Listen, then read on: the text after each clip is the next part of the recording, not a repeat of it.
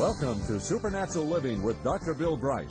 Dr. Bright is the founder and chairman of Campus Crusade for Christ International, the recipient of many awards, including the Templeton Prize for Progress in Religion, and the author and producer of many publications and video productions predominantly focused on fruitful witnessing for Christ, including the well-known Four Spiritual Laws and the Gold Medallion Award-winning book, Witnessing Without Fear. Now, from the Vision Walks on the beautiful Lake Hart campus of the world headquarters of Campus Crusade for Christ International in Orlando, Florida, here is President Steve Douglas. Welcome to another Supernatural Living broadcast. We're so glad you've joined us. For years, America and the entire world have been coming to terms with a new kind of war. And we learned on September 11, 2001, that this is a war without national boundary. It struck on our own soil. And those responsible hide out in mountains and caves in another country. And as we've sadly learned, even some of them are camped out in our American neighborhoods. Now, we're grateful that the men and women of our military are defending the precious freedom of our nation. Many times that means leaving their own families to go overseas. And we need to pray for them continuously and pray for their families as well. The military ministry of Campus Crusade for Christ provides a critically important service at this time: spiritual and emotional support. And we'll learn more about that in today's broadcast. And after that, we have a special word on supernatural living in the power of God's Word and in the power of His Holy Spirit from Dr. Bill Bright. As a member of Christ's body, God enlists you to build up others in Christ. The Bible exhorts, think of ways to encourage one another to outbursts of love and good deeds. How often do any of us encourage and challenge our Christian brothers and sisters to live a life of love and good deeds? Yet, God has called us to do just that. More from Dr. Bright later. The U.S. and the world have been thrust into a new time of crisis. Often in times of war, men and women of our military establishment are called upon to defend the nation. And all too often that means putting their precious lives in harm's way. The military ministry of Campus Crusade for Christ helps members of all the branches of the armed services and their families to become more spiritually fit. At the foot of the majestic Rocky Mountains in Colorado Springs, the U.S. Air Force Academy is Colorado's most frequently visited man-made attraction.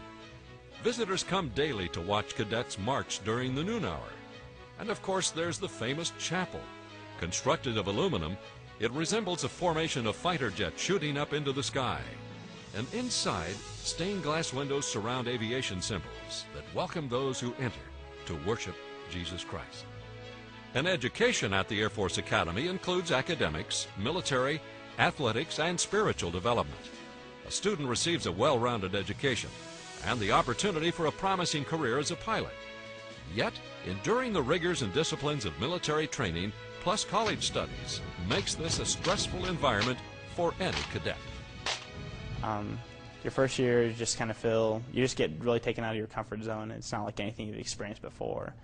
And it was a pretty tough year. And then the second year, like the place, like I don't know, I felt like I was treated like a real person, but then so much schoolwork and so many other things are just crazy. And then you have a lot of knowledge you have to know and just be able to spout out when people ask you for that. And physically it's really hard. You go on a lot of rifle runs and just you're expected to be in really good shape and things like that. So I don't know if there's so much specific things, but it's just overall it's just a tough experience. My first year, your world's turned upside down, and I did not have any friends. I did not know who to trust in. The Academy has several chaplains who oversee and help guide cadet spiritual development. Major John Dieter considers himself a chaplain first because he was called into the ministry before he was commissioned as an officer. I serve much as like a civilian pastor serves in church. I do Sunday worship services. I lead Bible studies. I do a lot of counseling, a lot of visitation, and try to be a campus chaplain for all the cadets. We got approximately 4,400 students in our student body here, and Like any other college campus, there's a variety of needs that arise, and I try to make myself available 24 hours a day, 7 days a week to meet those spiritual and emotional needs that arise in the cadets' lives. Well, we're very pleased with what Campus Crusade does here, along with a lot of other organizations. We have one night of the week especially, which is set aside by the Academy for the cadets to be involved in religious education, Bible study, those kinds of things. So what they really do for us is extend ministry to people that we would never be able to reach because of there being so many cadets if we were to only rely upon what our chaplains can do. Even though Campus Director Scott Blum doesn't have a military background, he knew that God had called him to invest in the lives of military men and women. Campus Crusade has always been very intentional, I feel, about going after the leaders or the future leaders, and that's why Dr. Bright initially picked the college campus, was because it's the future leaders. And as I look at the Air Force Academy, where else can I have an impact for 4,000 future leaders? And it's not just the Air Force Academy. My vision is to reach the world through the Air Force. Every week, Scott meets with many cadets individually. He shares Christ and disciples them to walk in the power of the Holy Spirit. And he's also a trusted friend who is always just a phone call away. It's interesting, in the cadet area, every evening when I walk through, there's about, it seems like there's a couple hundred kids talking on cell phones. And that's probably not totally unique, except for the fact that I think there's a real sense of loneliness and being isolated by being a cadet, especially the younger classmen, the freshmen, sophomores, who can't leave that often, even on the weekends. Every Monday evening, the Academy encourages participation in a spiritual program called SPIRE. Parachurch organizations like Campus Crusade are invited to come in and to lead Bible studies for the cadets. Campus Crusade's meeting is known as CRU, short for Crusade. We have some good praise time. Someone will come up and give a talk. A lot of times someone will give a testimony. We'll do skits, we'll do activities, we'll do just like kind of little fun stuff. And the big thing we really focus on, especially with like the incoming freshmen, is just really building community with people. Because you feel when you first get here like you're cut off from the rest of the world, and that you really don't have any friends, you don't really fit in any place.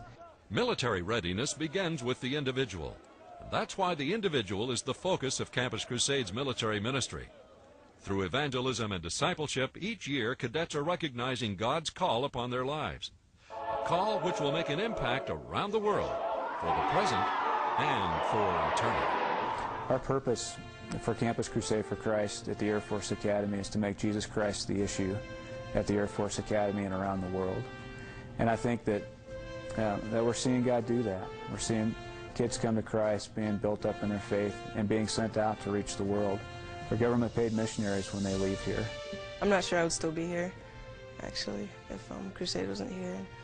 It's just that it's the fellowship and the attitude and the joy that you get from, you know, your relationship with Christ, and then being able to share that with everybody else who's involved in the movement, and having that vision, that goal. And honestly, I believe that's why I'm here, is like for ministry, and I believe that's why I'm going into the Air Force, and that's why I'm not so worried about exactly what my career field's going to be. And I think the biggest thing is I'd just be searching for something. I'd be trying to fill up my time with this activity or that activity, or like a lot of cadets do, just let's try to spend money here, let's get involved in this, and a lot of things, just trying to like fill stuff up. As part of the military, there have been a lot of issues that have come up that normally I would not see in a civilian arena, and a lot of those involved ethical, moral decisions, and I think having a walk with Christ makes a difference in helping me to grow, and later on to be able to lead people. When Jesus looked at the multitude, he said they're harassed and helpless like a sheep without a shepherd. And what greater place to invest my life for eternity than to see people come to Jesus? Why would I want to do anything else? The military ministry of Campus Crusade for Christ is on installations around the world. With the blessing of commanders and chaplains, ministry leaders help men and women of the military and their families reach and sustain spiritual fitness and readiness. Their concerns have often been raised by retired Air Force General Dick Abel during the years of the fasting and prayer gatherings held across America.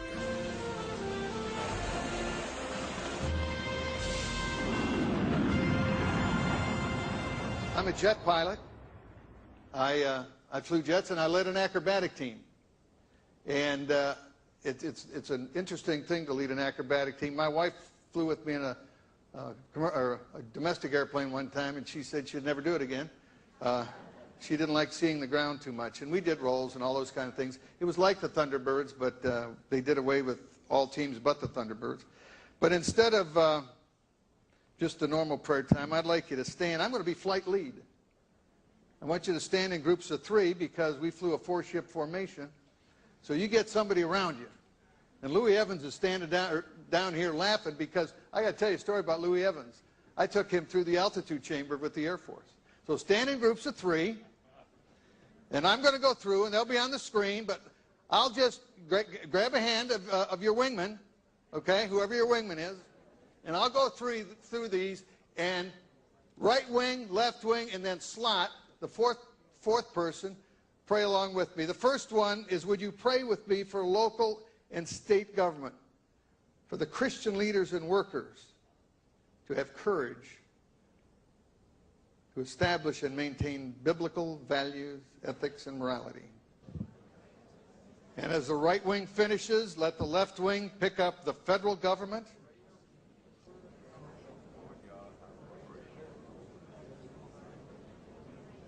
pray also for the members of the executive branch, the House, the Senate, and the Supreme Court.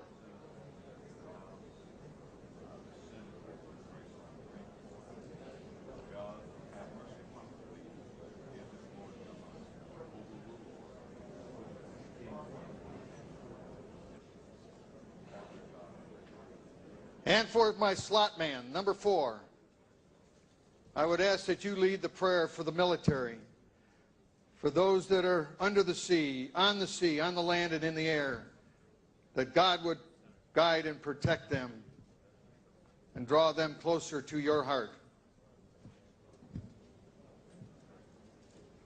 Pray for those on duty around the world.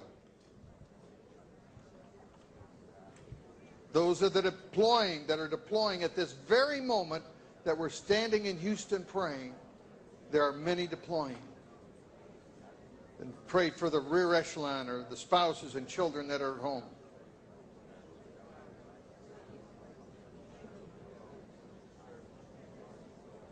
And pray for our country and these men and women that protect the freedoms that we have in this democratic nation. I will close with this. I picked up the prisoners of war in 1973 and brought them back.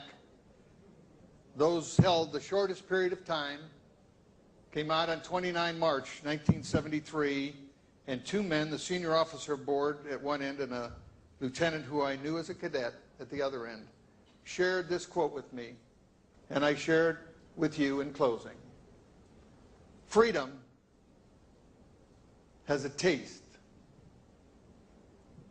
To those who fight and almost die, that the protected will never know. God bless you.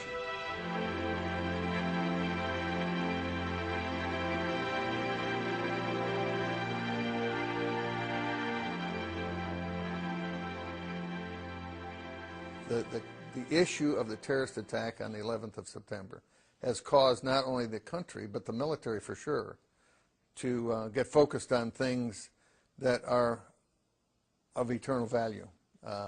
There's an old saying, it goes back, I don't know when it was first coined, but it's well before my time. There's no atheist in foxholes. We saw that in Vietnam, we saw that in Korea, we saw that in Desert Storm.